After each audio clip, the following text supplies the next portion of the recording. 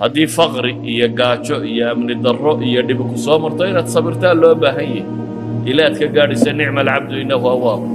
haddii magac iyo maamuus iyo xoolo iyo sulto iyo waxaan ku soo maran iyana imtixaan kalow inaad shukri noqdo abaalkeed marisaa baa lagaa rabaa ilaa aad ka gaadhaysa mansilada ah nicma alcabdu innahu awaab idan waxaan leenahay dunidu aynu ku nool lahay waa imtixaan gebigeedba nabluukum bisharri walkhayr bay taagantay ambiyaduna waa dadka ugu badan ee imtixaanka la geliyey nabiyullaahi moxamed calayhi salaatu wasalaam wuxuu ka mid yahay ambiyada imtixaanaadka oo dhammi soo mareen isagoo laga xoog badan yahay oo saxaabadiisa hortiisa lagu tumayo lagu garaacayo wuu soo maray isagoo xoog badan oo sulta iyo power haysto dowladdiisu xoog badantay oo dadku afwaajan diinta u soo gelaya wuu soo maray waxay yidhaahdaan rasuulku calayhi salaatu wasalaam muxamedi imtixaanaadka dhammaantood wuu soo maray ay imtixaanaad sheegata bay leeyihin haddaad siirada nebi moxamed akhrido waad ku arkaysaa wax u dhigma ay imtixaan bini aadam uu sheegtana qur-aanku taariikhda uu ka warramaya ambiyada waad ku dhex arkaysaa maalan nebiyullaahi moxamed calayhi salaatu wasalaam fitnatu lqariib buu soo maray dadkii u dhowaayoo lagu imtixaamay isagoo rasuulah oo ilaahay soo diray oo dadka khayr u sheegaya ayaa dadka kuwii ugu dhowaa beeniyeen abujahl iyo abulahab iyo quraysh iyo tolkii ugu dhowaa adigoo wanaag sheegayoo lagu leeyahy waa kadaab waa beenaale ama waa saaxir ama waa caynkan uu tilmaamayo ilaa xad intay daba galaan adeerkii uu daba socdo oo markuu is idhaahdo cidla hadal uu idhaahdo anaa wiilkan adeerkiiyo waxba ma oga waa sixirroole iska dhaaf haddii adeerkaa ku daba galo bal aduu qiyaas adeerkaayo aabbahaa la dhashay oo kaa weyn hadduu ku daba socdo oo midhkaad sheegtaba cagsigeeda uu sheegayo u leeya ka yar annagaa dhallayoo waa adeer baanu ahay waxba kama jiraan waxa uu sheegayo yacni cidhidhigaad dareemi lahayd intuu leekaanaya kii kuugu dhowaa markuu xadkaasi kaa taago ilaahay subxaana wa tacaala wuxuu u soo dejiyey qur-aanka markaa laynoogu tilmaamayaa imtixaanaadkaasi wax lagaga gudbo oo ay ka mid tahay inuu qalbiga bini aadamku cidhiidhigaasi aanu dareemin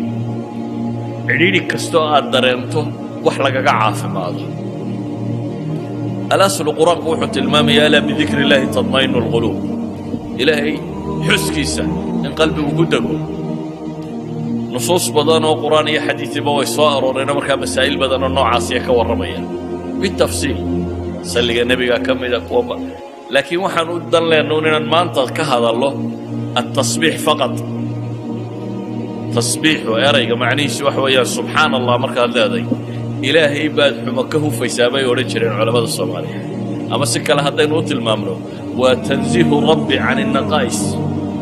waa ilaahay subxaana wa tacaala aad ka nasahayso ka fogaynayso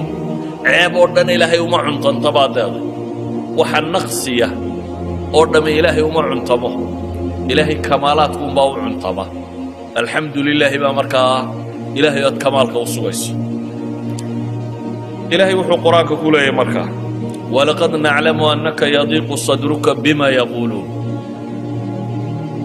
markii ilaahay ka soo warramay istihzaa ay qur-aanka ku sameeyeen ilaahay kitaabkiisa ku sameeyeen rabbi gaalnimaday ka gaaloobeen waxay xumo sheegayaan ilaahay abuurto waxa ay ka sheegayaan nebigiisii ay waxaa ka sheegayaan dadka waxaan ka sheegayo qariibkii iyo dadkii ugu dhowaaya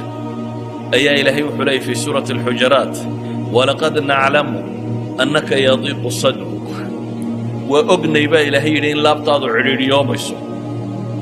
waxay kugula hadlayaan iyo waxay alle ka sheegayaan ee adiga waxa la rabo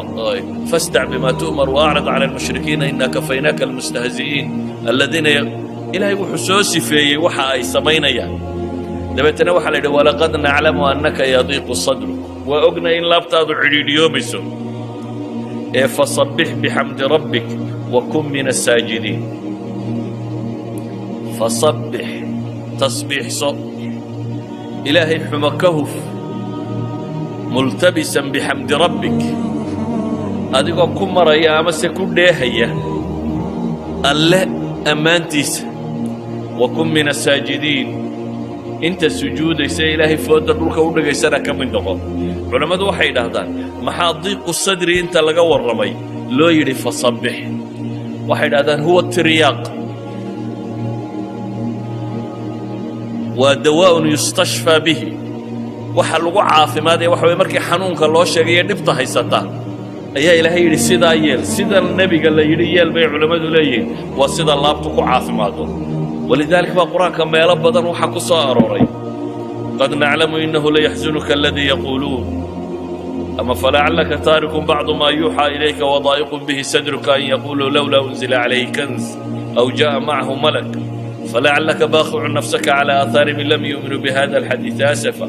aayaad badan baa soo arooray oo nebiga calayhi salaatu wasalaam dadaalka uu diinta u hayay iyo dhibta lagala hor yimid iyo cidhiidhiga uu dareemayo wada tilmaamaya idan waxay culammadu leeyihiin cidhiidhigaa waxa lagaga baxaa laabta qofku ay saafi noqotaa qalbigiisa itmiinaanku galaa raaxatulbaali wanafsi uu ku helaa waa masaa'ilkan ilaahay u tilmaamay subxaana allahi wabixamdihi subxaana allahi alcadiim ama tasbiix ilaahay oo aad u tasbiixsato iyo adigoo inta sujuudsan ama inta tukanaysa ku biira qur-aanka markaa meel kasta ama meelaha ugu badan ee nebiga la farayo in dhibaatooyinkaasi la kulmayaan waxa la farayay ama salaad iyo tasbiix nebiguna calayhi salaatu wasalaam waa ka xadiidka saxaabadu ay warinayaan uu ku tilmaamayo idaa xasabahu amrun baadara ila asalaa haddii uu arrin dhib geliyo haddii warwar uu ku dhaco haddii wax mashaakila la kulmo baadara ila asalaa baa la yidhi nebigu calayhi salaatu wasalaam salaadduu u degdegi jiray sidaa awgeed baa ilaahay qur-aanka wuxuu ku tilmaamayaa qur-aan tiro badan oo sabir iyo tasbiix sheegaya fasbir calaa maa yaquuluun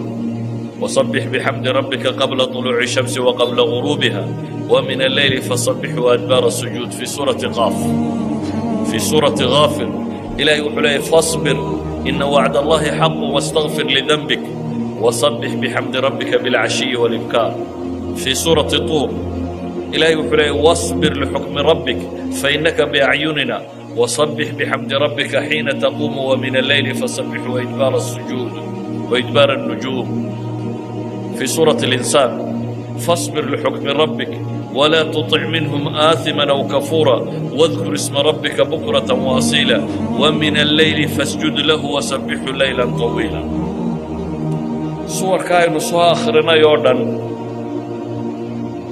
الله سبحانه وتعالى وحو النبي محمد عليه الصلاة والسلام وطل ماميا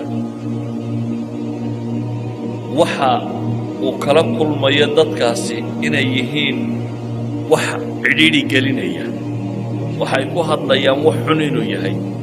nebiguna calayhi salaatu wasalaam rabbi wax ka sheegiisa iyo diinta wax ka sheegeeda inuu cidhiidhi dareemi doono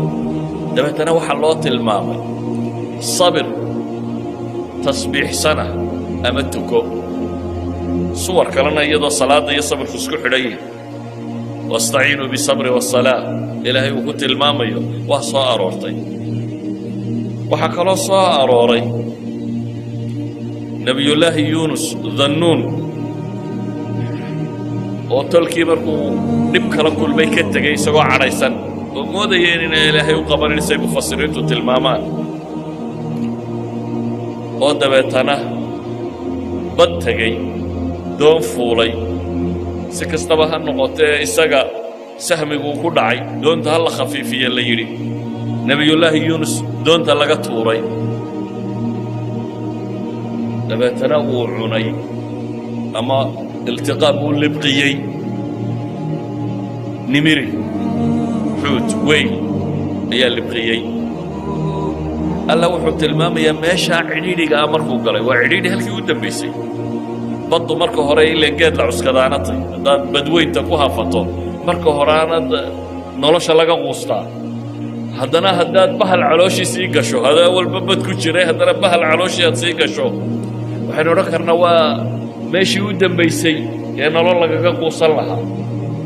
halkaa markuu galay baa ilaahay yidhi wadannuuni id dahaba mugaadiban fadanna an lan naqdira calayhi fanaadaa fi dulumaat mugdiyadaasuu ka dhex dhawaaqay baa ilaahay yidhi muxuu ku dhawaaqaya waxay culammadu yidhahdaan habeen madow oo bad madow oo bahal calooshii uu ku jiro ayuu dhawaaqay oo maxay leeyahay laa ilaaha ilaa anta subxaanaka innii kuntu min aldaalimiin wuxuu leeyahy laa ilaaha ilaa ant ilaahu keliga ayaa xaq lagu caabudaa subxaanak erayga nuu soconayna waa subxaanak rabbow xuba ka hufnaanta